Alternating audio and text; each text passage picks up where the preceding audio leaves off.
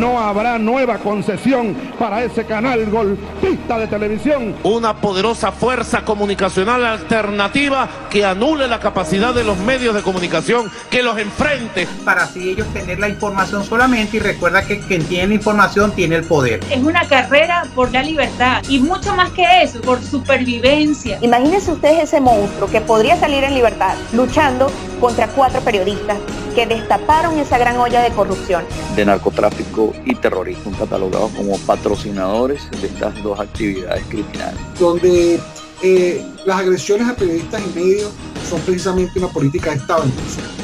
Limitaciones propias que una dictadura o un régimen autoritario para el libre ejercicio de la profesión. De ahora esto que pues sencillamente es nuestra nueva pantalla, nuestra nueva radio, nuestro nuevo canal de televisión.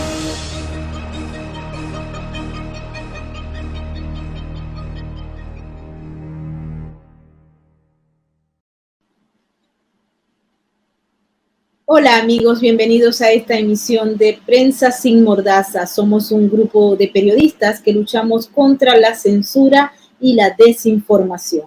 En esta emisión de hoy vamos a conversar con el doctor Tahir Kazan. Él es psiquiatra y psicoterapeuta. Con él vamos a conversar temas relacionados con la prevención del suicidio. Así es que de inmediato le damos la bienvenida. Doctor Kazan, muchísimas gracias por estar con nosotros en Prensa Sin Mordaza. Gracias a ti, Mirbot. Es un placer para mí siempre estar contigo y aportar información sobre la salud mental. Doctor, estamos en la semana de la prevención del suicidio.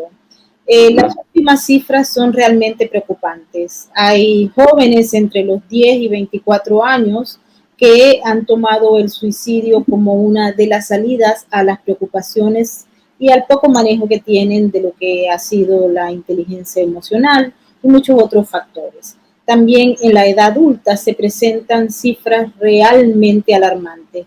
¿Usted nos podría explicar en principio, para empezar esta conversación para Prensa Sin Mordaza, qué es lo que está ocurriendo y cuáles son los factores que han influido para que estas cifras suban de esta manera? Bueno, sí, antes estábamos, hace 100 años, estábamos catalogados como una crisis de neurosis, ¿no? De neuróticos por altas normas sociales, religiosas y todo eso. Esto ha ido cambiando y parece que en la edad moderna actualmente lo que hay es una crisis de vacío, de vida sin sentido, ¿ok? Es otra tópica sobre lo que está sucediendo con nosotros. En los adolescentes, como tú dices, sí siempre ha sido así. Los adolescentes, hay un pico de suicidio en la adolescencia. O sea, desde niños ya se puede ver el suicidio infantil incluso, ¿no? Pero el pico más es menor grado, pero el pico más alto ocurre en la adolescencia, luego baja y va aumentando también a lo largo de la vida hasta envejecer.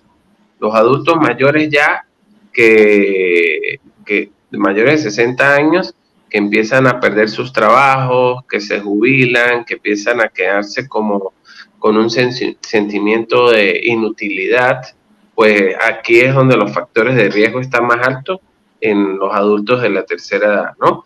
Y los factores de riesgo que hay que revisar es en los adolescentes, porque los adolescentes son muy impulsivos y pueden cometer actos sin pensarlo por muchas circunstancias que estén sucediendo, Melbot.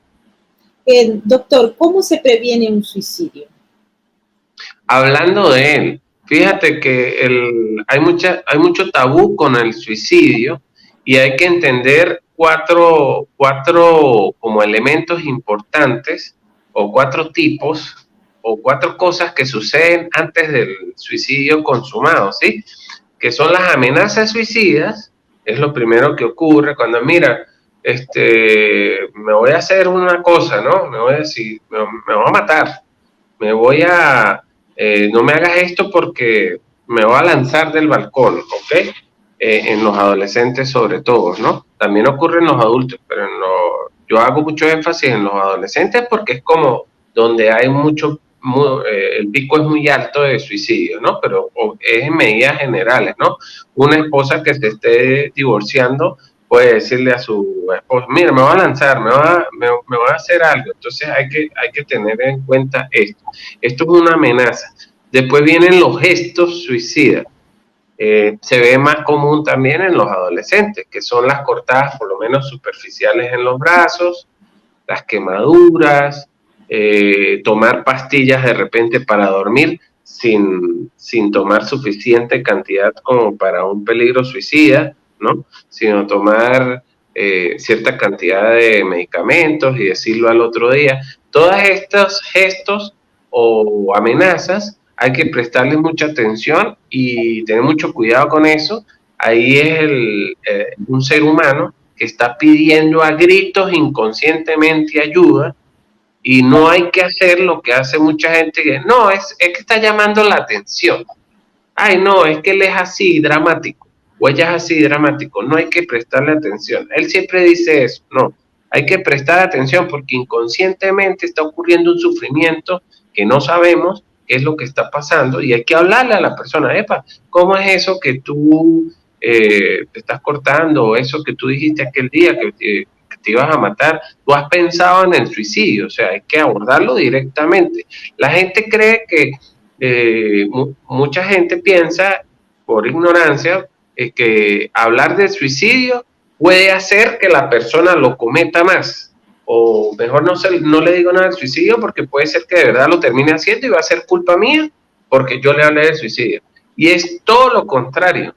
Mientras usted más le hable a una persona sobre el suicidio, que usted tenga una sospecha en un adolescente, un familiar, o alguien que usted vea que está cambiando su conducta, un niño que se comporta mal, un adolescente que se está aislando, que está consumiendo alcohol y drogas, porque eso es otro de los indicios o señales de prevención, ¿no? El consumo de alcohol y drogas puede estar ocultando algo detrás de todo eso. Entonces acercarse y decir, mira, ¿qué está sucediendo contigo? ¿Qué está pasando? Hay un sufrimiento, he notado que estás cambiado, has pensado has tenido pensamientos malos, podemos hacer este tipo de preguntas, ¿no? Y la persona de una vez reacciona como, pensamientos malos, ¿cómo así? Como suicidas. Incluso ellos mismos lo manifiestan, ¿no? Y yo, sí, pues pensamientos suicidas, has pensado en quitarte la vida, has pensado en atentar en contra de ti. Esto es importante de una vez abordarlo, y cuando nosotros lo hacemos, ocurre todo lo contrario, que si la persona está pensando en cometer un suicidio, disminuye la posibilidad de lo que lo haga, porque se siente comprendida. Siente, epa, aquí hay alguien que está sintiendo o que está pensando o que me está comprendiendo, y puede ser que aquí haya como un camino hacia no hacer lo que estoy haciendo. Ya después después de los gestos y las amenazas, viene ya el intento suicida como tal, que ya son, las mujeres lo hacen más frecuente que los hombres, ¿no?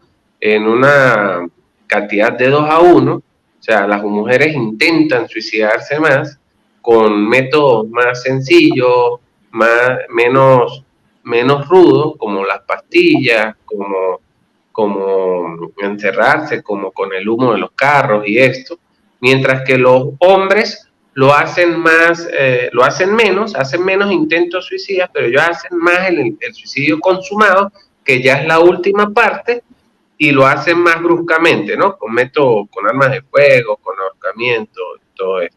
Entonces, también hay intentos suicidas que no son consumados, y hay que abordarlo inmediatamente, porque las repeticiones suelen ser muy frecuentes.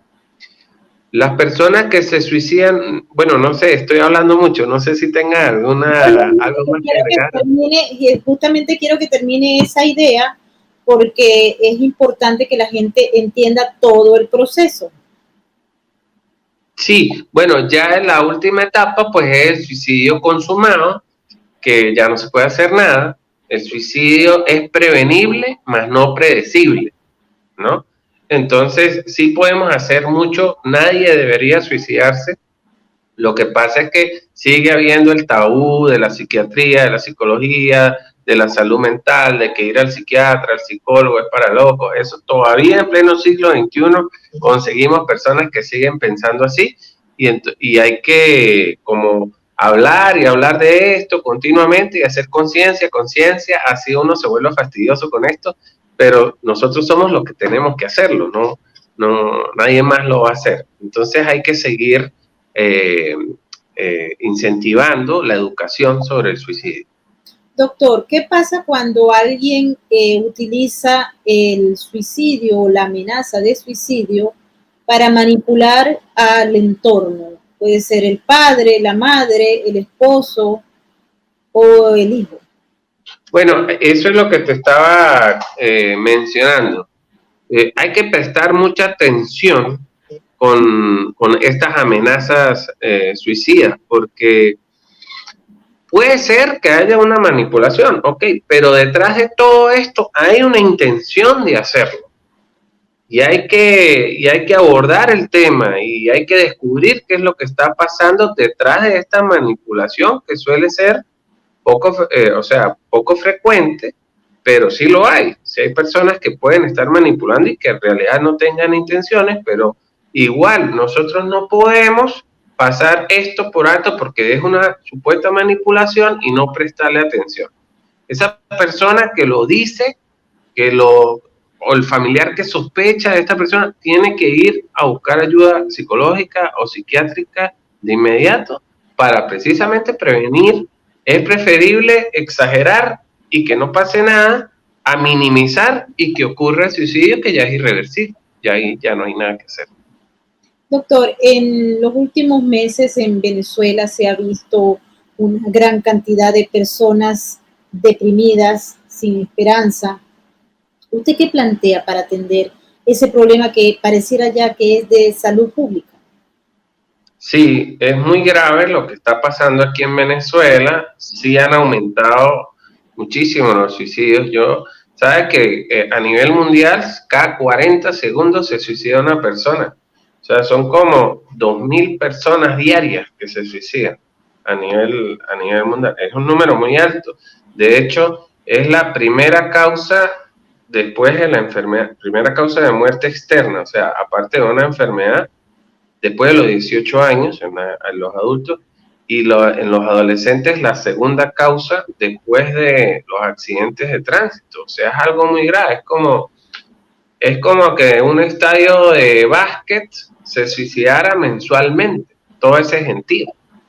Entonces hay que prestarle muchísima atención porque fallece mucha gente por eso. En Venezuela lamentablemente no tenemos cifras exactas, pero las personas que más se suicidan tienen por lo general una enfermedad psiquiátrica, bien sea depresión o ansiedad. Es como la primera causa de muerte. Enfermedades psiquiátricas, entre ellas el trastorno depresivo mayor. Los trastornos de ansiedad, que ahorita son mucho mayores a los trastornos depresivos. Enfermedades como el trastorno bipolar son sumamente graves, sobre todo la fase depresiva del trastorno bipolar cursa con altas tasas de suicidio. Enfermedades como la esquizofrenia, el esquizofrénico le atormenta tanto las voces que escucha que él al final termina por atentar, o sea, él quiere matar esas voces y lamentablemente se mata a sí mismo con todo y sus voces. El suicida es como una etapa, una etapa leve de psicosis, si pudiéramos decirlo así, de locura, en donde él intenta matar un yo negativo, un yo que lo está haciendo sufrir, un yo sufriente que tiene muchísimos antecedentes de sufrimiento, muchas causas.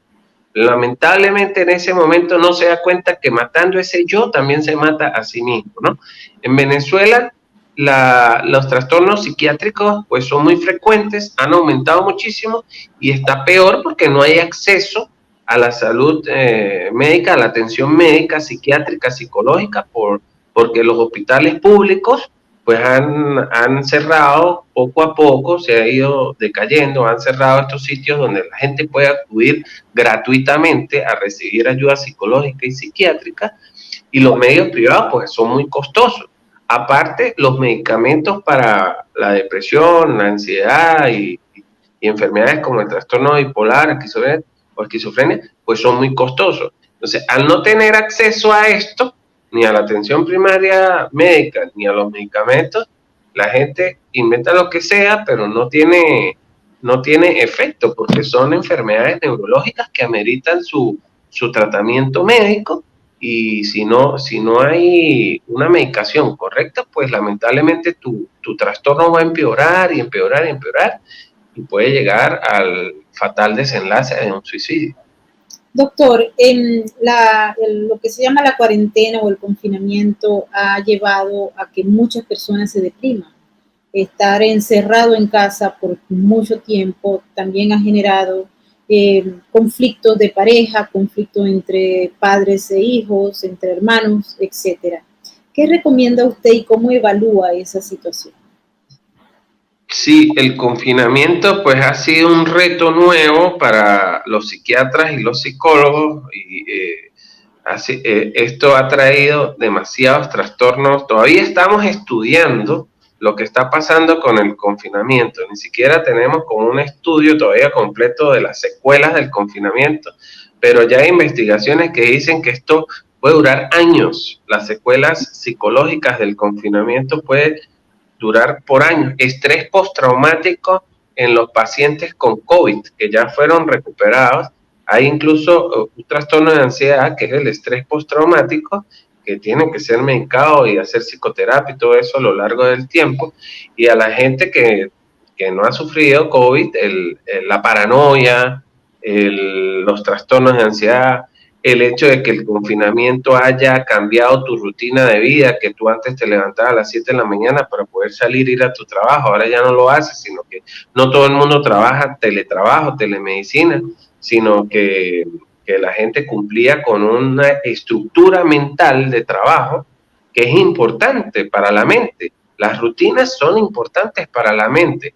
Entonces, el cambiar este tipo de rutinas altera todo el estado mental, alterar el ritmo circadiano del sueño y vigilia, que la gente que ahora se está acostando muy tarde viendo series de Netflix porque no tiene nada que hacer, y que al otro día, como no tiene nada que hacer, pues se levanta muy tarde. El que duerme mal termina por sufrir un trastorno de ansiedad, aparte de la ansiedad normal que nos produce ya el confinamiento. El contacto constante con la familia dentro de la casa, sin darse su tiempo privado.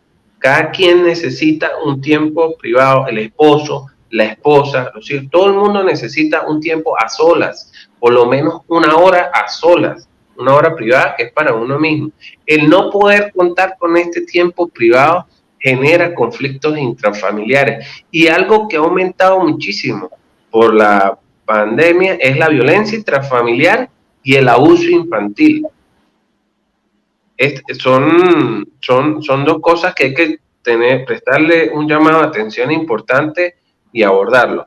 ¿Qué podemos hacer? Bueno, tratar de paliar el confinamiento como podamos, obligarnos a parar temprano, por ejemplo, es una de las cosas que podemos hacer. A mí me gusta ese refrán que dice: el que madruga, Dios lo ayuda. Para mí eso es correcto. Y hay que salir, por ejemplo, yo sé que no se puede salir a la calle donde hay mucha gente, pero sí puedes salir tú solo a trotar, a caminar, sin acercarte a nadie, usando tus medidas de seguridad, tener un contacto con la naturaleza, subir una montaña, buscar maneras de entretenimiento que no sea estando dentro de la casa, y que te puedas proteger socialmente, ¿no? Respetando el distanciamiento social.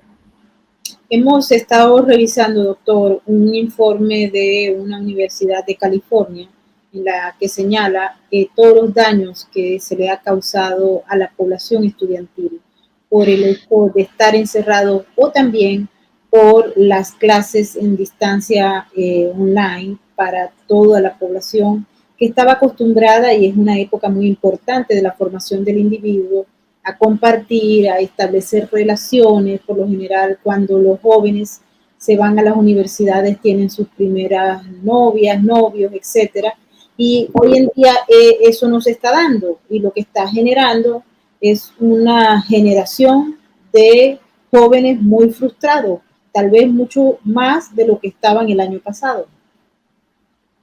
Y en los adolescentes peor todavía, porque la sexualidad en el adolescente, por ejemplo, está muy, muy eufórica, muy alterada y tiene que drenar por algún lado. Y si no drenamos nuestra energía psíquica sexual, que es lo que hablaba Freud, el padre del psicoanálisis, ella termina saliendo por algún otro lado, sin previo aviso.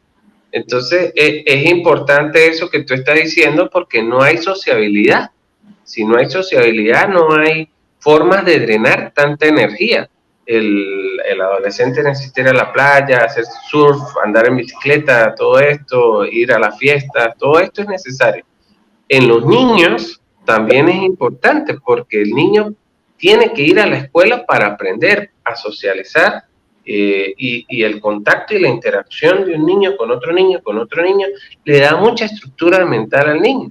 Y el niño no tener con quién drenar toda esa energía, pues él termina drenándola en la casa con su papá y su mamá que están ya con ansiedad, con un poco de tristeza por el mismo confinamiento, tienen que aguantar las tremenduras, por así decirlo, de los niños, que ellos no tienen la culpa, porque no están saliendo, están en la casa y necesitan también drenar de alguna manera. Entonces todo esto junto es como una bomba de tiempo, de ansiedad, que nos afecta a todos y que tenemos que buscar cualquier manera posible para tratar de drenar y paliar esta situación mientras, Dios quiera, consigamos una cura para esta pandemia, porque de verdad que está afectando muchísimo. Paralelo a la pandemia, doctor, hay también conflictos que se han venido produciendo y escalando en materia de política y de lo que llamamos política de calle.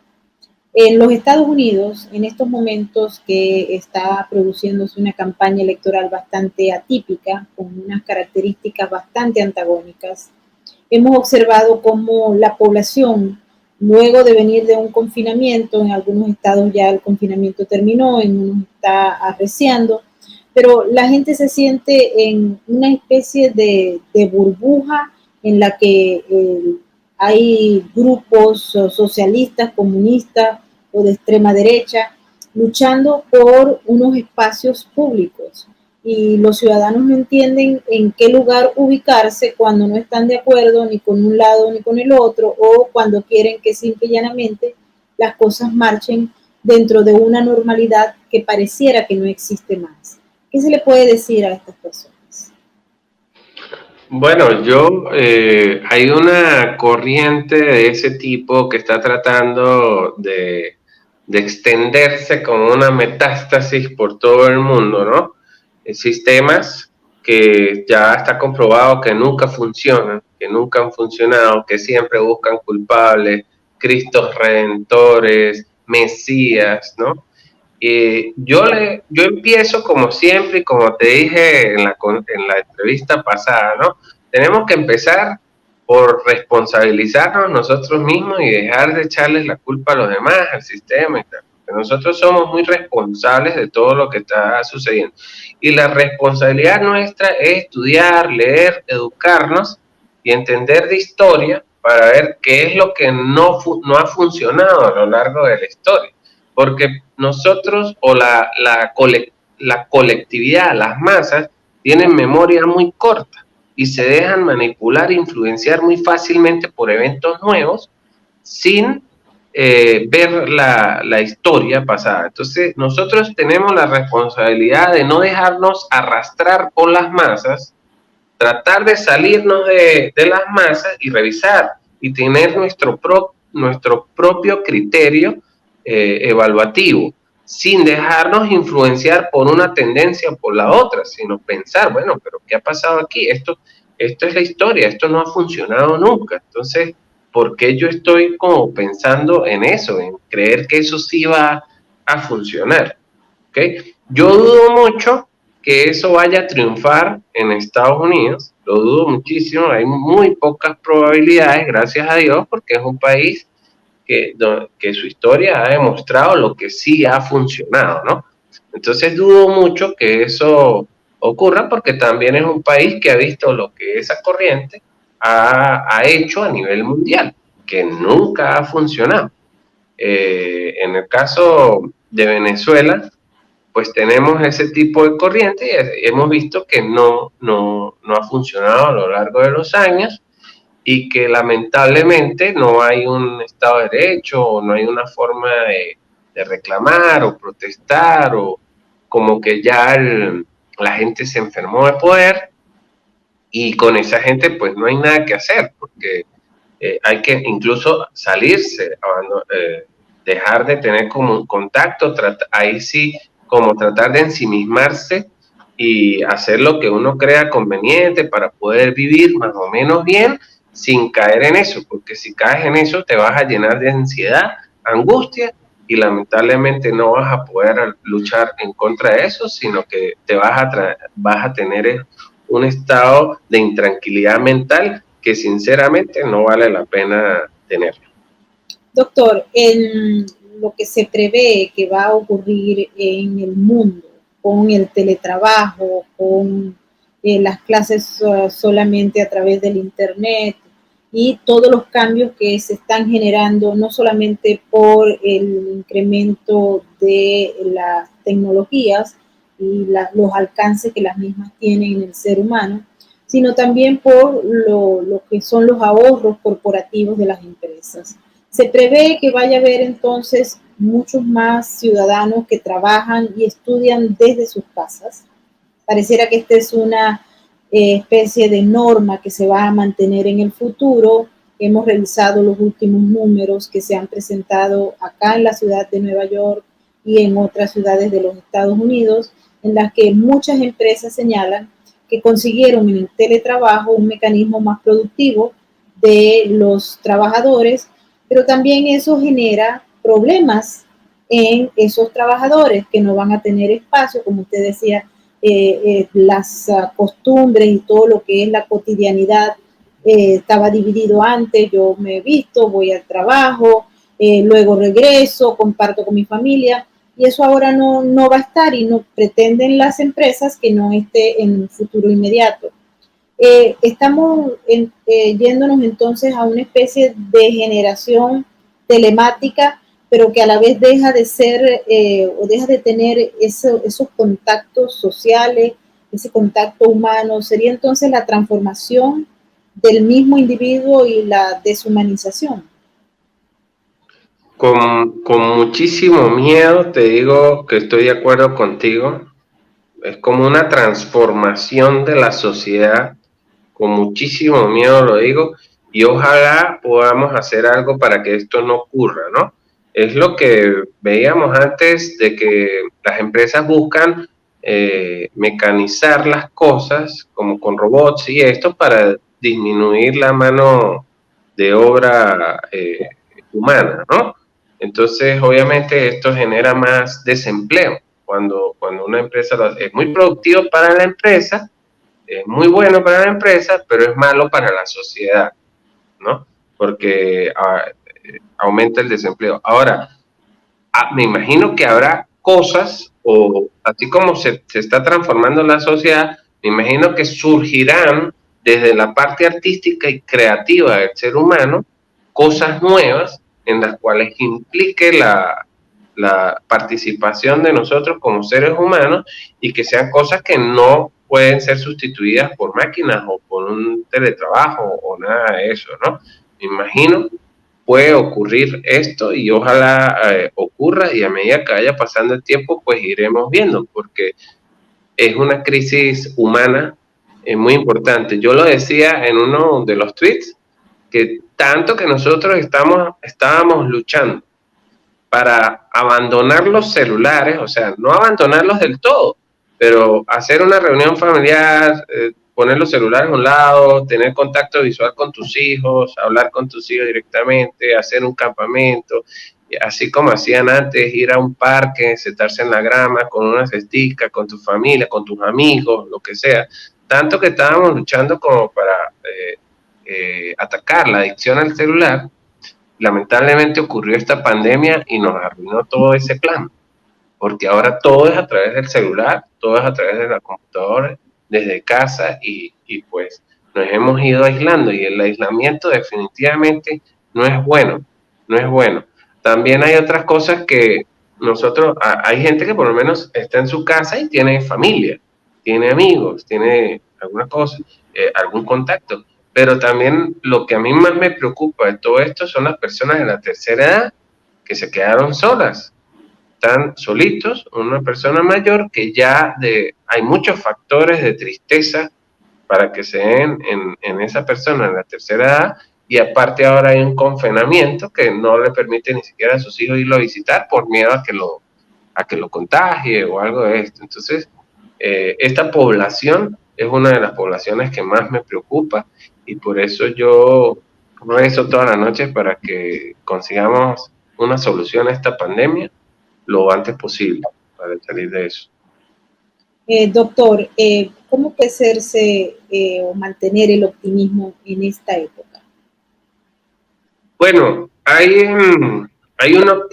como dos optimismos que yo veo, ¿no? Hay un optimismo que es falso, ¿no? Que son de ciertos positivistas que quieren verlo todo bien, todo que no me importa, con unas ilusiones y unas ideas un poco realistas, ¿no? Este optimismo a mí no me parece sano porque tarde o temprano terminas chocando con la realidad, ¿ok? Tarde o temprano terminas dándote cuenta que eso no es así como te lo pintan, ¿ok? Y hay un optimismo que es más adaptativo, que es como más cercano a la resiliencia, ¿sí? A la capacidad de nosotros de adaptarnos a las circunstancias, sin caer tampoco en el pesimismo o en la queja, ¿no? Este es el que a mí me gustaría que la gente vaya cultivando, ¿no? Pase lo que pase, bueno, está bien, pero por lo menos tengo esto, tengo lo otro, yo no estoy tan mal con otras personas, básicamente pues tengo mi techo, tengo mi cama, puedo dormir bien, tengo un trabajo que medianamente me produce algunos ingresos, bueno, todo el mundo, no soy yo el único que está mal en esta pandemia, o sea, somos todos los que estamos mal, ¿ok? No soy yo el único que tengo que pagar un alquiler y que de repente, o sea, también es la persona que me está alquilando el inmueble también la está pasando mal. Entonces, gracias a Dios, yo he visto a lo largo de la pandemia que la gente ha sido como muy consciente y muy humana, ¿no? Por lo menos en Estados Unidos he visto que los alquileres fueron reducidos a la mitad, por lo menos, ¿no? Entendiendo la situación. En Venezuela, pues, hay también algunas medidas, aunque algunos las cumplen, otros no los cumplen. Pero es como tener un optimismo basado en la realidad, con los pies sobre la tierra, ¿no?